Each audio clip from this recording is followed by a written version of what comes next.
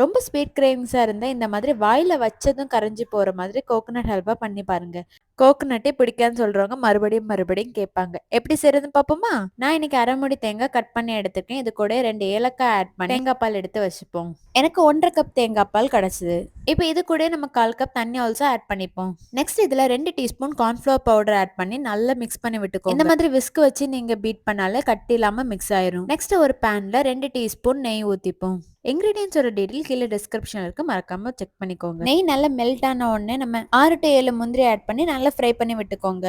Next நம்ம mix பண்ணி வச்சிருக்க தேங்காய் பால் ஆட் பண்ணி நல்லா மிக்ஸ் பண்ணி விட்டுக்கோங்க. ஸ்டவ் மீடியம்ல வச்சுட்டு மிக்ஸ் பண்ணி விடுங்க. ஒரு 5 மினிட்ஸ்ல இது கட்டியாயிரும். நெக்ஸ்ட் இதுல நான் 2 டீஸ்பூன் சுகர் ஆட் பண்ணிக்கிறேன். கூடவே 1 டீஸ்பூன் நெய் ஆட் பண்ணி நல்லா மிக்ஸ் பண்ணி விட்டுக்கோங்க. இது கொஞ்ச நேரத்துல ஹல்வா கன்சிஸ்டன்சில வந்துடும். கிட்டத்தட்ட ஒரு 5 to 10 மினிட்ஸ் தான் ஆகும். இந்த மாதிரி பேன்ல ஒட்டாம வந்தாலே ஹல்வா ரெடின்னு அர்த்தம். அவ்வளவுதான், டேஸ்டியான கோகனட் ஹல்வா ரெடி. ஸோ அப்புறம் என்ன வெயிட்டிங், டக்குன்னு போய் செஞ்சு பாருங்க.